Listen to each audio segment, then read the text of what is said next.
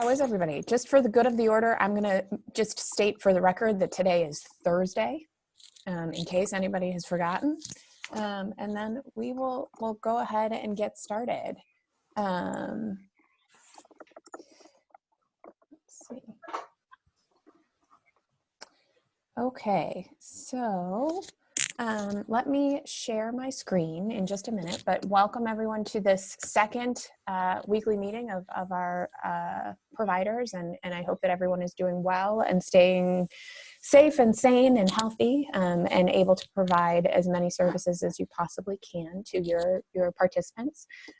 Just want to make sure that you all know that the chat function is working and that we are recording this meeting, so feel free to add into the chat if you have a question for us, and we'll make sure to answer that. So to start with here, I'm going to share my screen and turn it over to Dylan Moore, who is our Director of Policy. And Dylan will update you on a couple of things in the works at the policy level. So let me do that now.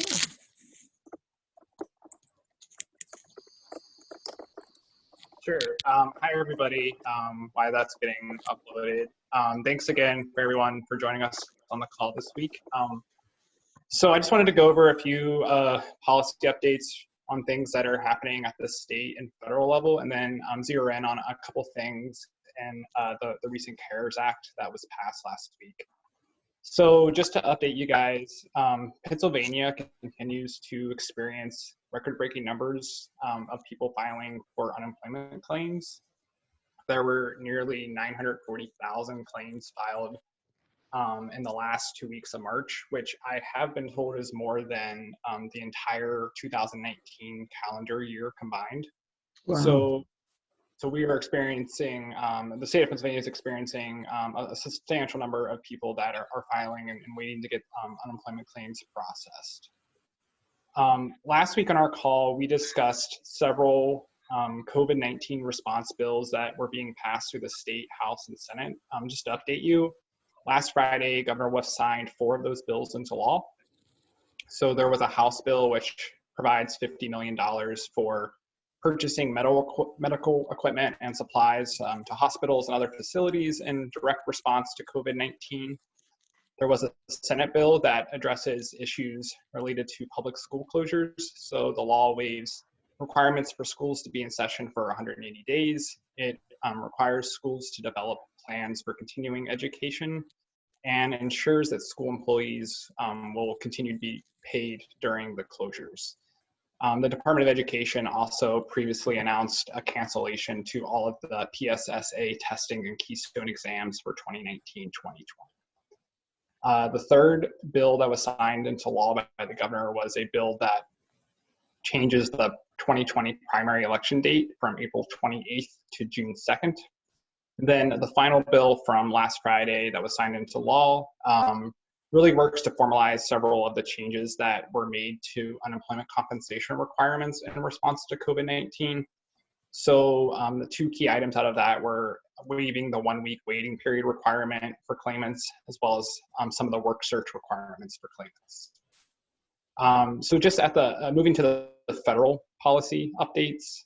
So I'm sure you guys all read about and heard about last Friday, the 3rd round of stimulus legislation in response to COVID-19 was passed by the House and signed into law by the President.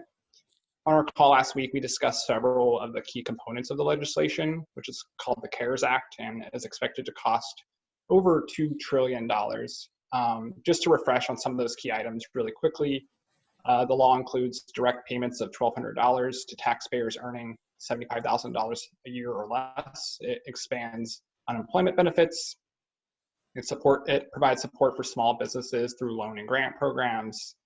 It provides $500 billion in funding for corporations impacted by the crisis, $150 billion in direct funds to state and local governments, $100 billion to hospitals and medical facilities, additional funding for food assistance programs, and also additional funding and grant funds for programs to serve dislocated workers. So as a part of this update, we wanted to focus in on a couple of key components of the CARES Act, which might be of interest to nonprofit organizations on the call. So let me see if I can pull. So it looks like we already have them up here. So the first in the CARES Act is, trying to get my video screen is covering the slides here. Okay.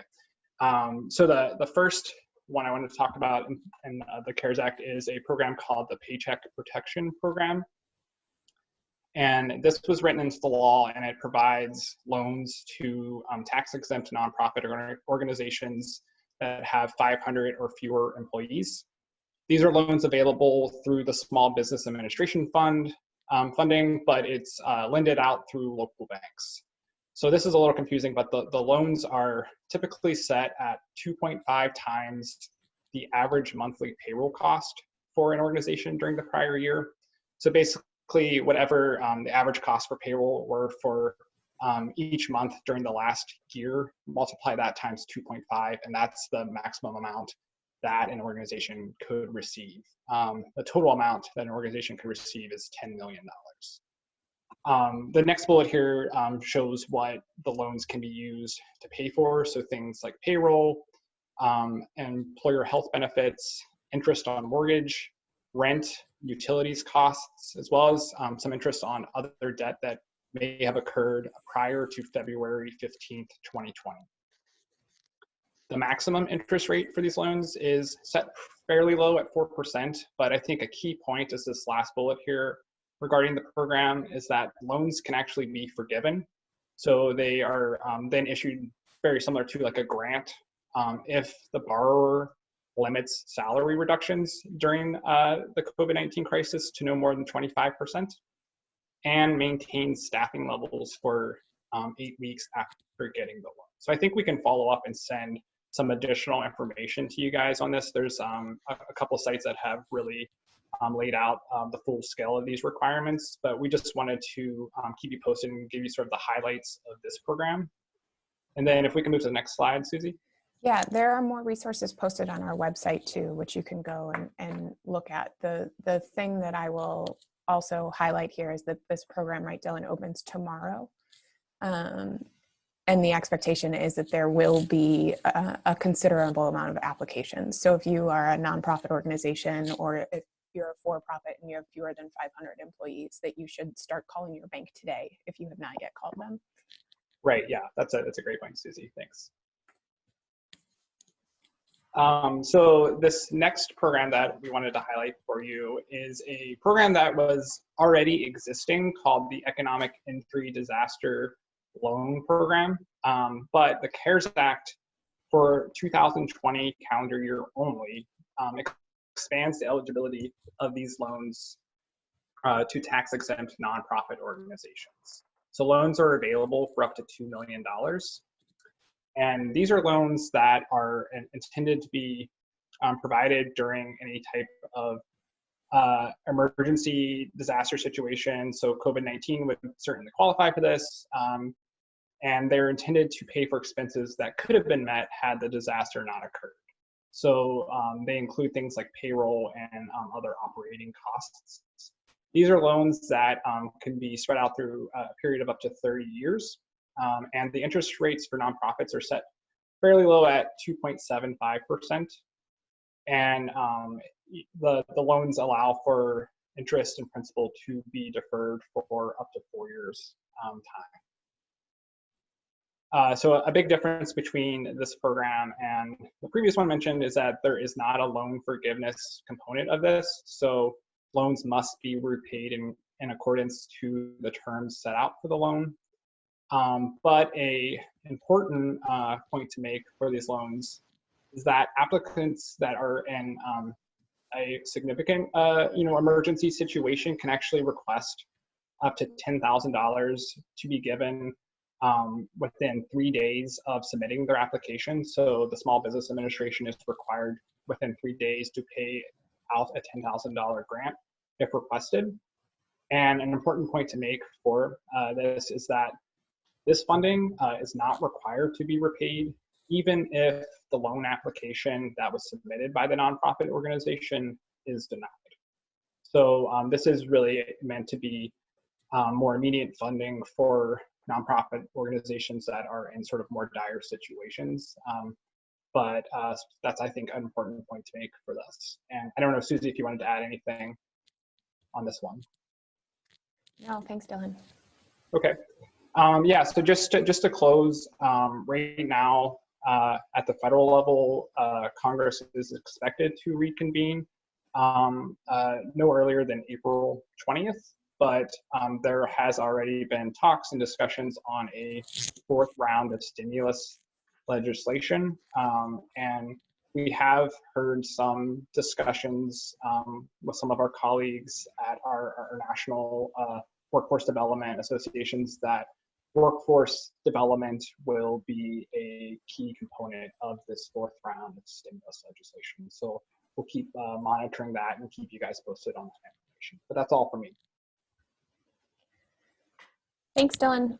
I'm going to turn things over to Andy Smith, our Director of Adult Programs, to give an update on the adult system and things that we have been learning from our partners across that system. Thanks, Susie. Morning, everybody.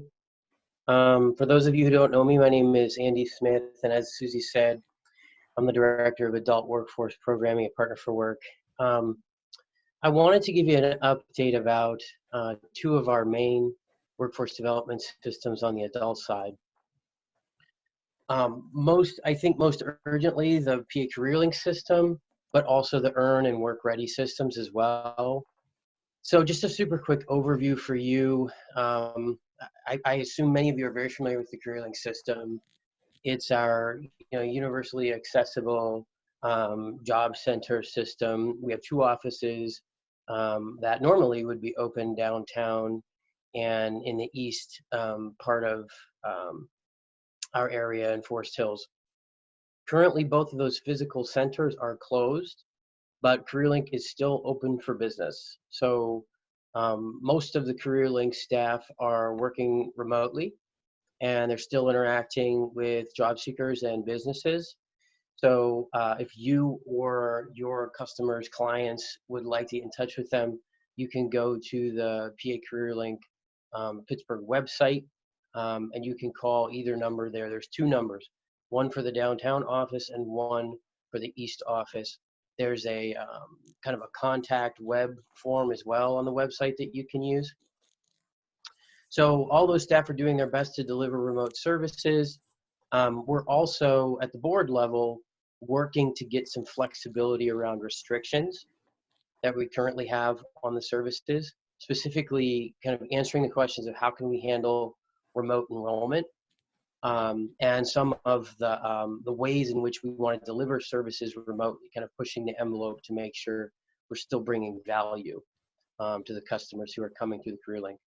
We're seeing through our CareerLink system, employers still interested in working with that system and posting jobs and looking for job seekers, but in very specific ways. So just some examples of companies that we've been working with that you probably may be working with as well or have heard of are in need of staff. Giant Eagle, Amazon, CVS. We're doing some work with US Steel, Philips Respironics. They are companies that, of course, we've been working with, but that in this pandemic are, I think, seeing some surges in demand for job seekers. We're also working to establish on a weekly basis kind of a hot jobs list or posting that we want to blast out to the community. Next week will be our first attempt at doing that, and we expect to have those hot jobs up on the local PA CareerLink website by Tuesday. We're going to push that through Facebook as well and create a flyer that can be emailed around. So before I jump to the Earn and Work Ready system, I just want to pause and see if any folks have questions about CareerLink.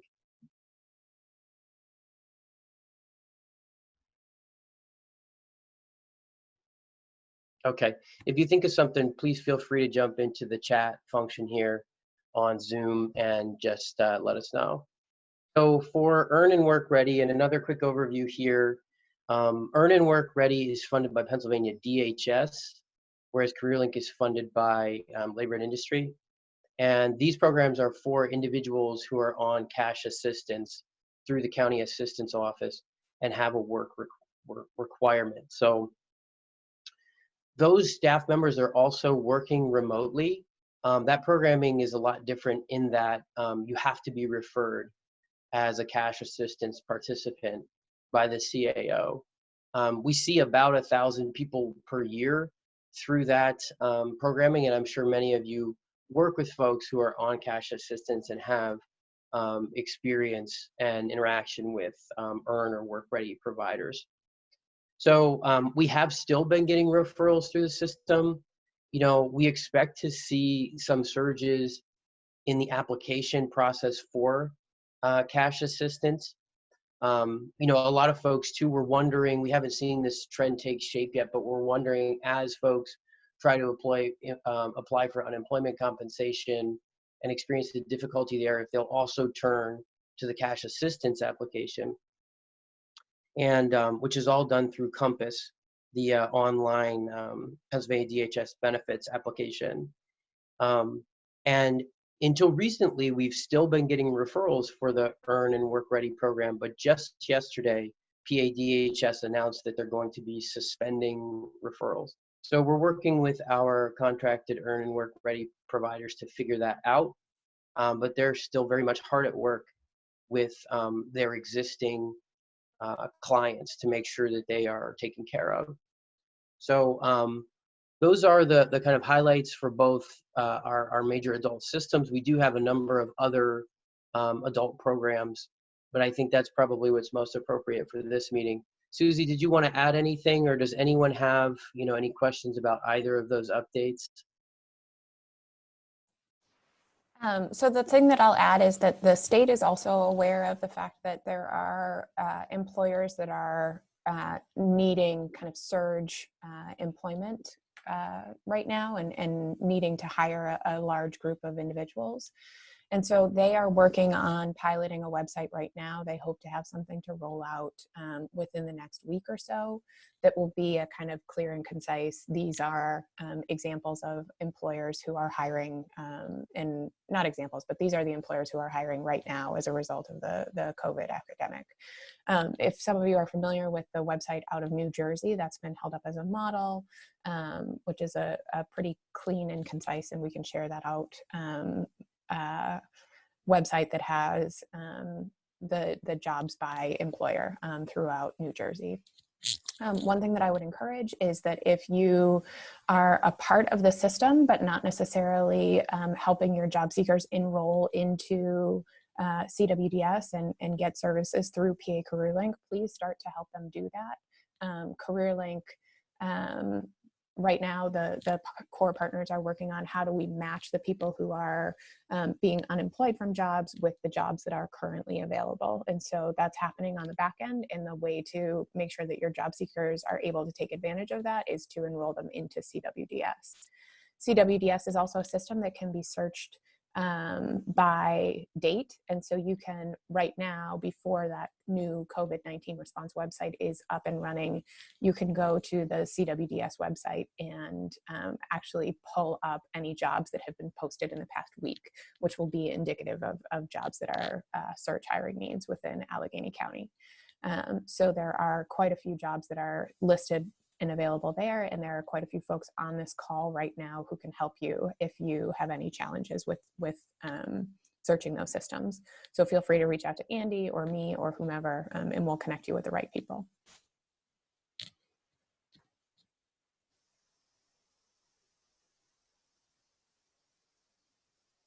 Any questions on the adult side of the house, or should I turn it over to Mayada Christensen, our Director of Youth Programs? All right, Mayada, you're up. Hello, everyone. I think I'm unmuted and that you can see me, I'm hoping. Yeah, hi. I just got a little message that said my bandwidth is running. I'd turn off your video, Mayada. So I skip in and out. Susie, give me a signal. This is my signal. I know. Can you turn off your video? That turn off. One just actually, I did already. Awesome. You're better now. Was I? Is it better? Yes. Your face froze. I couldn't even see your signature. No, you're back to being bad again. How about if I, can you call in on your phone and we'll have Matt Elmore start right now, and then when you get back on via phone, we'll get you in. Yeah. Thank you, Matt. Matt, are you okay if we throw it to you to start with? Matt's our compliance manager. Absolutely. Everyone wants to hear about compliance, right? Everyone wants to hear about waiting with compliance bated right breath. now. Yes. Well, first off, I'd just like to thank everyone for their time and patience as we kind of wait for the powers that be to change policy and get things into place to where we can especially provide remote services. We've been in contact with the state to discuss the possibility of remote eligibility determination, and we've learned that there is a policy that is being worked on right now to address that, but hopefully we'll receive that in the next few days. Otherwise, my staff on the compliance team will continue to be generous in our communications. Well, generous in that we're not gonna get too involved while we're dealing with this difficult time. So if you have any questions, policy-wise or otherwise, around compliance, please feel free to reach out to myself or my team. Otherwise, I will pause for questions if anybody has anything immediately.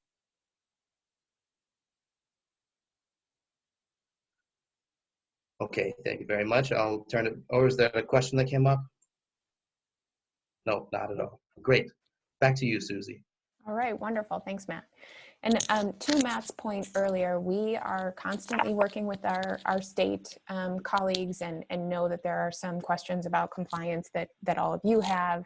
There is still this big outstanding elephant in the room that has not yet been answered by state or federal partners on WIOA outcomes and what effect this crisis will have on our WIOA outcomes and whether or not there will be some guidance given on that.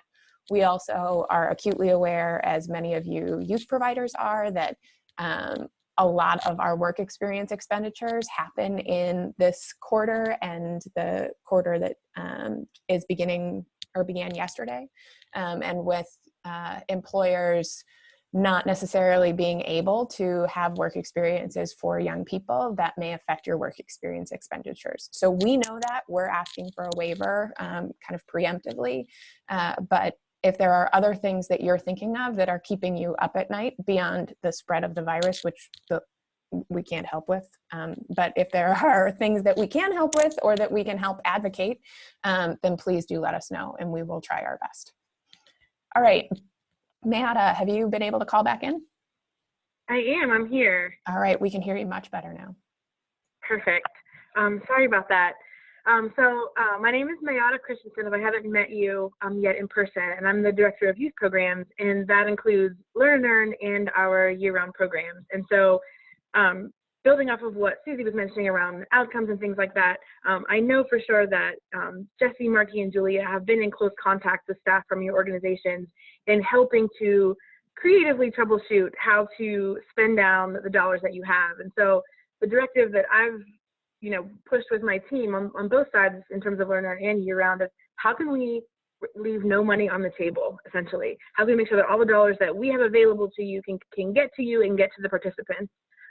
Because that would just be the best thing to do right now. And so if you haven't had a chance to have that conversation with Jesse, Marky, or Julia about what you may be able to do or what you're thinking about, please do, and they will be more than happy to help you. And and those that have contributed their plans for spending on their work experience dollars, we are compiling all of those practices that providers have shared with us so that we can share them out with you, and so that if there are things that you didn't even think about, you could kind of learn from that list to help you think creatively about how you can finish out this year. That's what we're hoping for.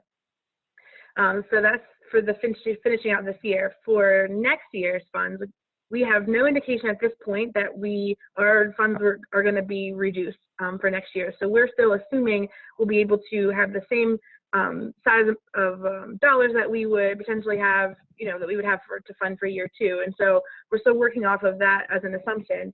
And with that, the letters of intent for next year are due April 17th. I have received a few of them already, so thank you so much for moving quickly with those. And so the timeline for that would be by June, early June, we plan to have decisions made on our end for how we want to approach year 2, and contracts should be to you by the end of June, and expect communication with us in the meantime. But that's the timeline in that regard for year 2. Any questions related to year-round programming that I could answer?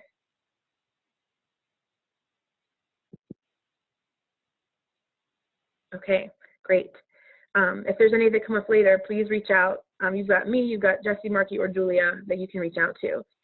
For Learn and Earn, the 2 big concerns that we heard from providers, and this has come through conversations with Kaylee and Sophia and some of our other staff, and that is, most immediately when it comes to outreach, and then what about work sites, and not knowing for sure if your work sites will even be able to host young people, and how we would go about that. And so some outreach updates, and an email just went out this week with this information, so I'll be brief in that regard, but if you want to look back and for the details, that email came from Kaylee on either, I think it was Monday or Tuesday morning. So in that case, we're making available call lists through Salesforce that are reports that are just easier to access so that you can pull up your past participants. And that's for providers and application support centers, so that you have a quick list of people to reach out to and call to check in with, to see, have you applied, how's it going? And if you're an app support center, you'll be able to see even if they've named you as an app support center this year, and if where they are in that process. And so those are available. We are also going back and looking at anyone who started an application yet who is not attached to a app support center, calling those people and saying, hey, this support center is closest to your neighborhood, call them, and kind of pushing them in your direction. Also, Jack is working on some text messaging to people who have already started applications, and he's segmenting that by zip code. So hopefully what we'll be able to do is send a text to everyone in a group of zip codes that is closest to an app support center and say, hey, you started an application and doesn't seem like you're done yet. Do you need some help? Call this number, and give the numbers of application support centers to help drive people there as well. We also kind of looked at geographically where our providers and app support centers are. And so in that same email, Kaylee put out a, not a required partnership list, but just a list of, if you were, which app support center is closest to you then as a provider, so that if you wanted to talk to that app support center and say, hey, here are my requested kids that I was thinking about, can you help me track them? Because you can't really track them in their application process, and help drive traffic in that way. And that way you have a better sense of if your young people applied and where they are. And it also helps support app support centers who would normally have open doors for people to be able to come in, but can't necessarily do that right now. So that's some outreach changes. And we're also exploring some ideas around Facebook Live or social media. So baseline, if you don't follow our social media pages, we have one for our general Partner for Work, but then we also have a Learn and Earn page. Please do, and then share out anything in there as a way to keep spreading the word, because we do have weekly messaging going out through social media. And so the other part I was speaking about of concerns around work sites. So what we are hoping to do is we've got to first really understand the magnitude of our challenge, right? And so that means how many young people could potentially not have a work site this summer if we were in this situation where we were still having to practice social distancing. And so that's what we're really trying to figure out. And so Kaylee had sent, in that same email was a link to a template to let us know where you are with work sites. So who you've got on board, how many young people do you think would be assigned to each of those, and whether or not you think they're on board. Right now, I know that it may not be a definitive answer that you have, but hopefully we can get that started now quickly, and then you can update it as we go along, so we can get a sense of how many young people would we imagine having to figure out some sort of alternative work for them to do that may not, or either alternative task, something like project-based learning. So we've been in communication with the consortium, and Jackie, I saw you on the call before I kicked myself out of the video. So we are working on things like a project-based learning solution that could be, time spent and work tasks that young people are doing over the summer, but that may not necessarily require them to physically be together at a place. And so we're looking at those kinds of alternatives and brainstorming around what are some work sites that we think might be still ones that could host young people in a socially distant capacity, right? And so, but again, we need to figure out how many young people would we need those solutions for. And so the more information you can share with us about where you are and what your challenges are, the better, and the more we can kind of help think through what that could be. Because I would say, the assumption I'm operating off of when it comes to Learn and Earn is that even if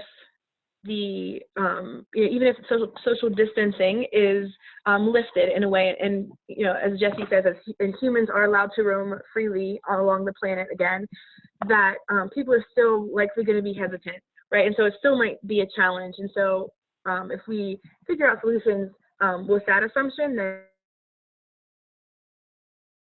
completely fine. And so those are the responses that we have to those two big concerns then from through Learn and Earn. And then anything Learn and Earn specific that I could answer.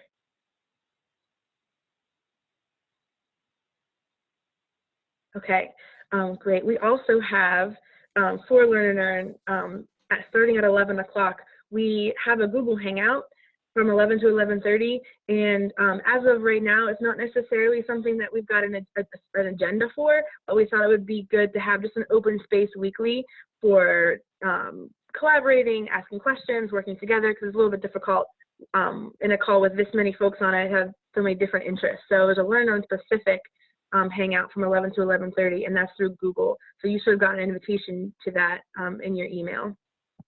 And I can send the link to that to Susie, that she can then put it in the chat for the video for Zoom, if that would be helpful too.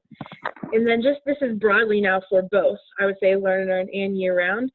We are most definitely doing a lot of research and building this body of resources for you that could be available either to your staff members in this time where you may not be able to, they may not be able to be meeting with clients face to face, and that's something that things we can share immediately, but then also what on the longer term could be some virtual resources that you could use, but then also compiling what is it that could be good things for participants. And so know that in the background we are definitely working to figure some of those things out and compile those and share them out. On the very shortest term, Neighborhood Learning Alliance has some really great stuff that they've consented to us to share out. So there will be a section on our website that are provider resources that will be put there so that you can have access to that. So if as a provider you've got some really good stuff that you figured out and you want to share it out, please let us know and we'll make sure that gets put into that larger resource as well. And that is all for me. Any questions?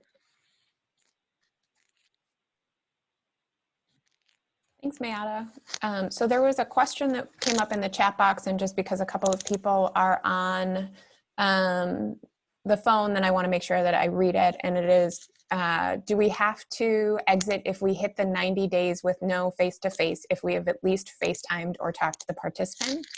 And we really encourage you to be FaceTiming, talking to your participants, thinking through all of those kind of new and special ways of operationalizing what we do.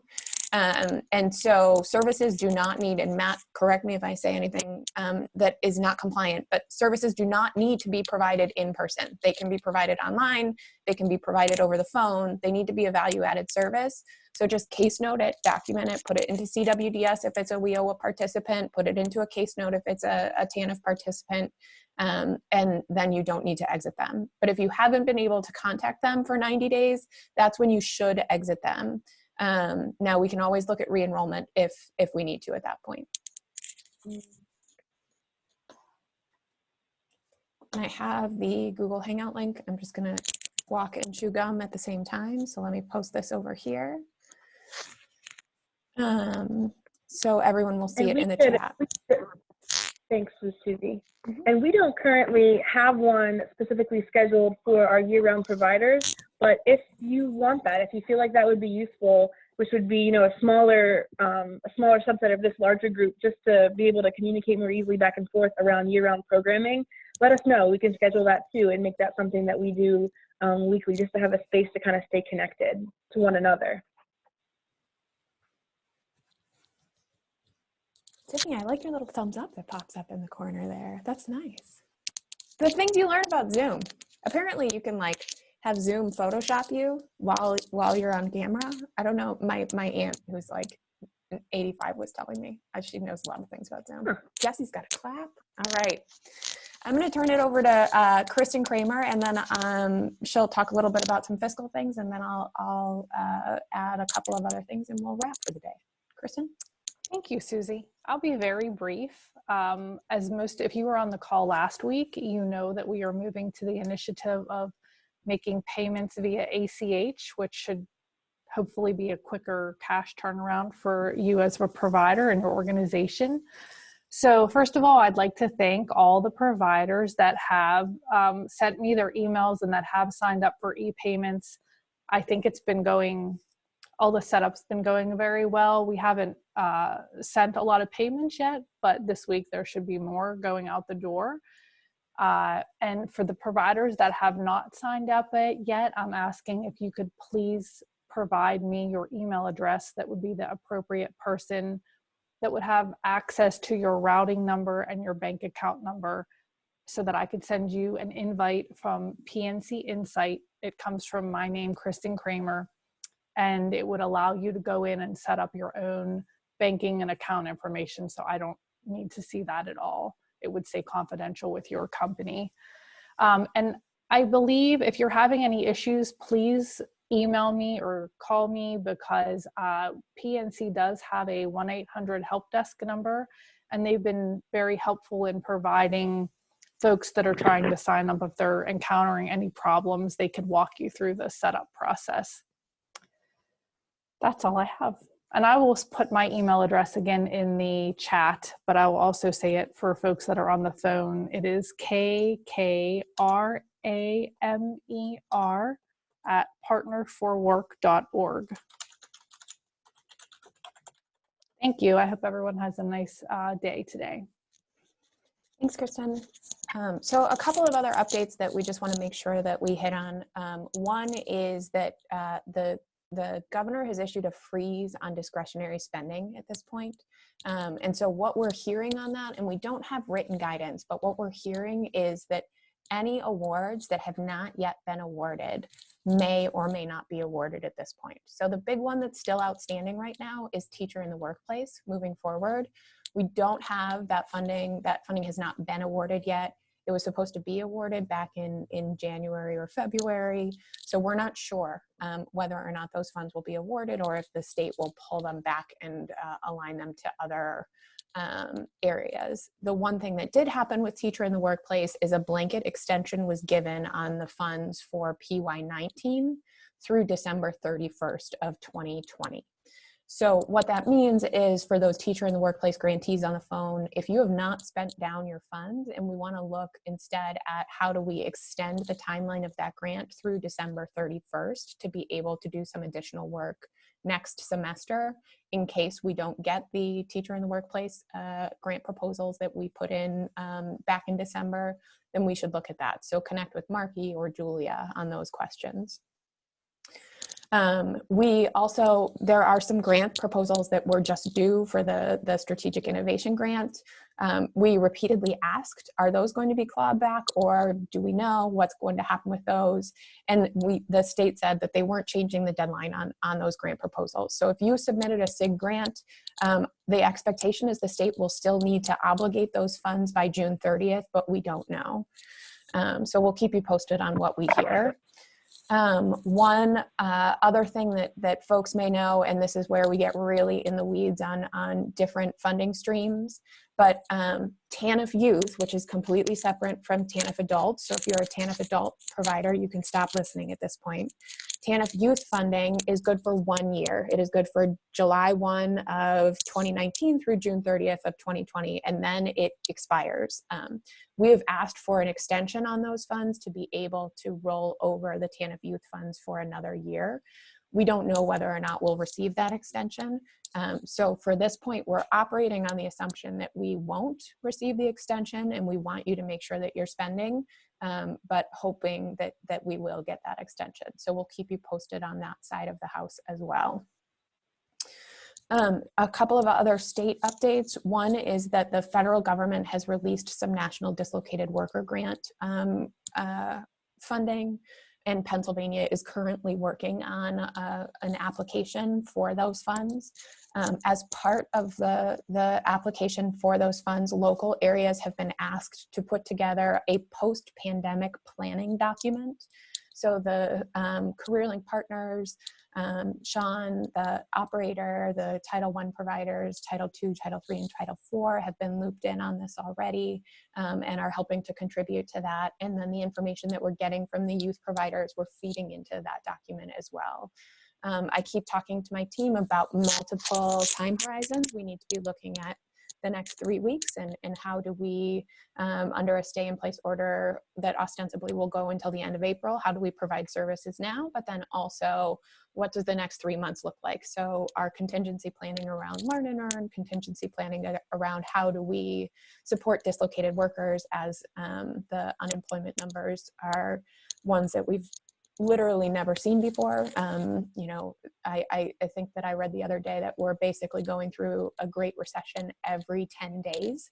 That's the number of unemployment claims that we're getting. So how do we continue in the next couple of months to make sure that we are able as a collective unit to support those unemployed individuals? And so then the last things that I'll leave you with are our resource page, and let me present this screen so that you have these resources. This is our Partner for Work COVID-19 resource page. The CareerLink Pittsburgh page has those phone numbers that Andy mentioned earlier if you need to get in contact with anyone at the downtown or east locations. And then this line here is the link directly to the job portal that currently exists on CWDS. And this is searchable. If you go into this page here and click onto Find a Job, you can click on Allegheny County. And then if you look at the last 7 days posted, see just the jobs that have been posted in the last week. And then once we get the link from the state on the new portal for employers that are hiring directly related to surge employment, then we'll post that as well. And the other thing that we talked about last week that we have almost ready, and I can't actually see the screen, is this training resources for workforce development providers. And so we'll share this. You don't have to look at any of the links, but we're working on a way to post that to our website where for your staff, if they are looking for things to do to ensure that they have some professional development during this time, things like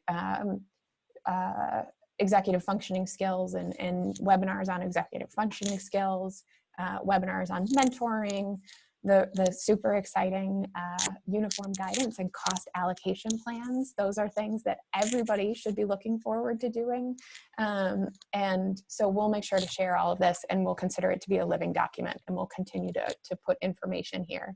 If you are coming across great resources that your team is finding and would like for us to plunk them in here, then we are happy to do that as well, to share them out with providers. So Mayada has one additional thing that she wants to come off of mute and let you know, and then after that we'll take questions. Sorry, I forgot about this when I spoke earlier, but I wanted to let you know that on the educational side of things, TDE is going to be issuing state-funded equity grants. for districts to purchase technology for students who aren't able to access distance learning because of not having the technology at home. And so it's meant to be obviously, given out according to need. And so the timeline for that is really quick. So it'll be available through PDE's eGrant system, and it'll be available April 6th and then due April 10th. So it's a super quick turnaround, and I'm sure those of you who are working in school, with in-school youth may have strong relationships with your district to know whether or not they know about it, they're applying for it, but it could be really beneficial if they did, right, to be able to support your participants to get the technology they need to be able to continue their work with you as well as with school. And so I just wanted to make sure everyone knew about that and knew to ask their district about it. Thanks, Matta. Any questions from anybody? Feel free to dump them into the chat or take yourself off mute and jump in. I have a question real quick for Miata. Does the district have to apply for those PDE grants, or can after-school programs apply for those grants for you? You know what? I'm not. Actually, it says, so I'm looking right now at the very short little blurb about it on PDE's site, and it says they've allocated up to $5 million in state funding for equity grants for schools to purchase computer equipment. Okay, so and it kind of describes what that is. Yeah, for schools.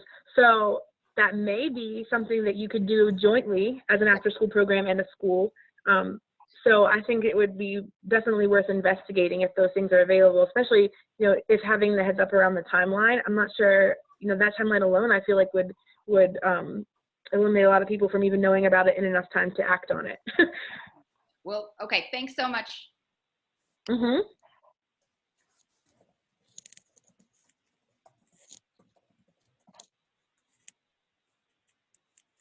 Any other questions? I'm trying to find here. I'm going to dump the link to this equity grant announcement into the chat.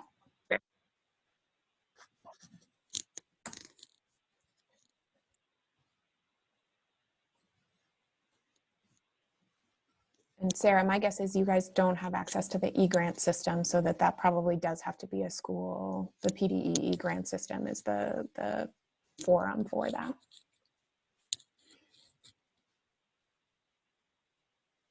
Any other questions? How's the puzzle going, Kiera?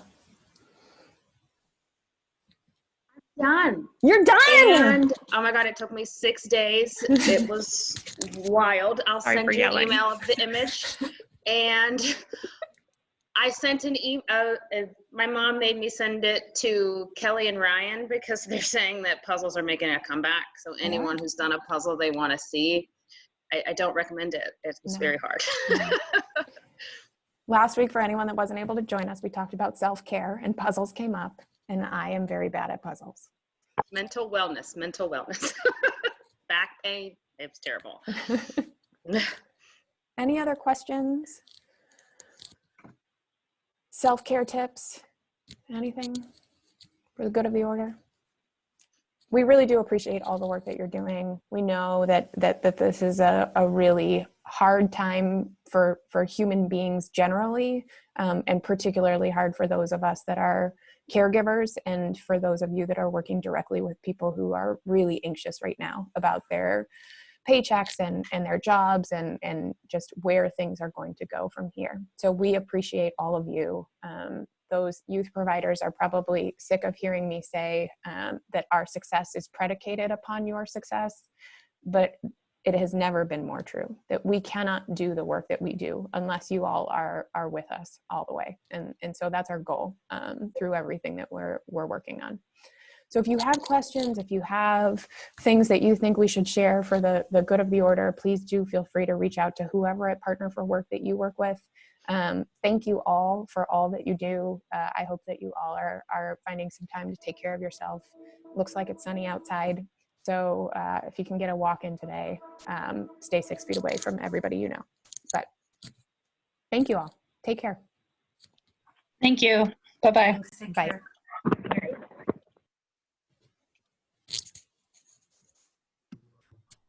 Thanks, Susie.